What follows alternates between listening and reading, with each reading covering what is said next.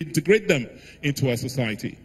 For those who want to come back, how do we create an environment for them to? But more importantly, what do we do to reduce irregular migration? What do we do to stop people from being trafficked? What do we do to stop people from believing that anywhere else but home, but Edo is a better place? And the third is, okay, for those who have been tricked, who have been trafficked, which is an offense, how do we ensure we strengthen our justice system to take care of this, the human traffickers? But lastly, we cannot talk about human trafficking or irregular migration without looking at the role of government. If government did what they're supposed to do, if they provided the services for the people, particularly in the hinterlands, in the interiors, will they not stay back home? So, Mr. Vice President, what the takeaway for us today is that, next slide, is that as a state, we are trying to get to the root causes of trafficking. And what we have decided to do is to engage at the ward level. And we are now creating what we call ward development committees that is populated by people who reside in their domains, in their wards. We get feedback from them. They tell us exactly what their development priorities are, and we couch their needs, be it schools, be it roads, be it infrastructure. We design what we believe the peculiar ward needs, and we then have a policy implementation structure. We are also working with your platform on how to get embedded and distributed power, because one of the reasons why people don't stay in their local governments, in their towns, is because most of these communities are not lit up. In fact, we just got data from our analysis that 49 communities in Huonde local government have never had access to electricity. Therefore, people are not going to live there. They will want to leave. They want to migrate. We also found that the destruction of our educational system, particularly basic education, is one of the root causes why people go through the school system and they do not receive any education. So they graduate from basic school, secondary school, and they are almost unemployable. And because they cannot find work, because they have not been properly trained, they decide to migrate. And so what we've done is to respond by introducing what we call Edo Best, which is a system where we now use technology to track the performance of our teachers and our pupils in their schools at the primary school level. We've done a pilot of 300 schools, 2,000 teachers, and we expect that by the grace of God we'll roll out throughout all the primary schools in Edo State within the next 18 months. We are also ensuring that we improve the healthcare system, and we're emphasizing primary health care. Primary health care, where the primary health care units in every community has water and electricity, and we're able to put in there some technology such that when people go to their primary health care centers to complain about ailments, first they get attended to because we have well-trained nurses manning those centers, but more importantly, their cases are logged so that we have data, we have an idea of what diseases people are complaining about or have reported at that level. And then lastly,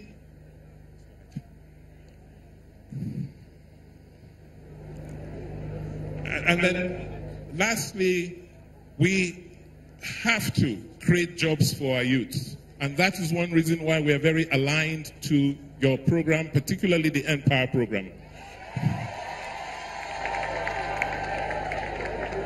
We are emphasizing technical education. We are emphasizing technical vocational education. And to that extent, we have started the revamping of our technical schools.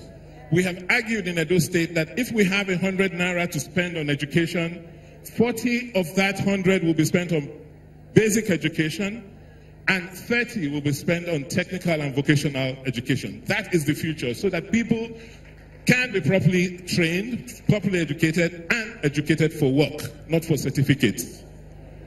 We have created the Edo Job Portal, and today we have registered over 200,000 people looking for work, and we are trying to ensure that that portal talks to the Empower portal.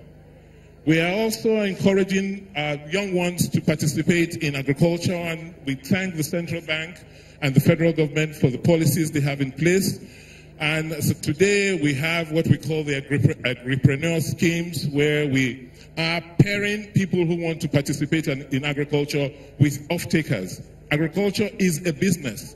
It's not a social service. So we as a government have banking off-takers, and we are now preparing agripreneurs to support and supply them.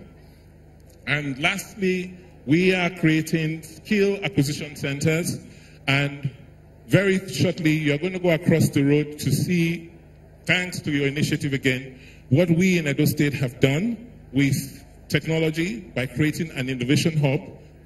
First in Benin City. It's the largest innovation hub in South Nigeria. And we are going to expand across our state. So when you go across the road, you will see what we call Edo Innovates. We want to thank you for what you have done for your programs, and Empower, the JEEP, the school feeding program. And we will be, up till now, we were not too sure about how to implement the school feeding program. But we have identified that we have to keep our children in schools, particularly in the areas that are most endemic and most prone to trafficking. And so to that extent, we have decided as a state that we will roll out the school feeding program starting from Uhode, Uriomo, the Ovias, and then the rest of the state. Next slide.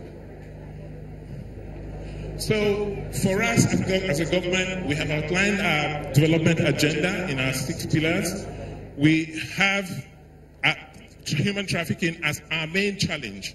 But the opportunity we see working with government, the federal government, is to couch a whole recovery effort, a whole development agenda around the theme of trying to stop our young people from leaving. And we're very, very happy to inform His Excellency that we have gotten tremendous support from foreign countries, particularly the European Union, the World Bank, and other multilateral agencies, UN agencies. And what we're striving to do is to align our development strategy with that of the federal government. And so our requests first is for understanding in terms of our programs, in terms of how we have decided to couch our development agenda, and to seek a special case for increased social investment program funding for Edo State to support our programs for migration for development. We are already in discussions, and we hope to get a lot more support in our All Palm agenda. We have started to resuscitate rubber plantations in Edo State. Thank you very much for helping us do the groundbreaking of the Benin Industrial Park. The first companies hopefully will open shop there summer of next year. And by the grace of God, the Benin River Port, which we have now finalized the feasibility study, hopefully should take off before 2020. We believe that once we are aligned with your programs, it will reduce duplication, we'll get value for money, and we'll be able to maximize our outcomes. We want to thank you very much for this visit. We want to thank you for what you have done with your programs. We want to thank you for restoring hope. And once again, on behalf of the people of Edo State, we thank you and thank our president. Thank you, sir.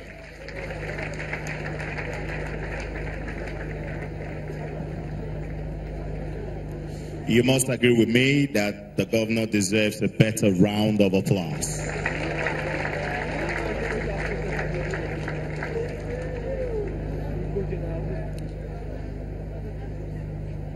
Your Excellency, Mr. Vice President, It will not be out of place to also say that, of course, before now,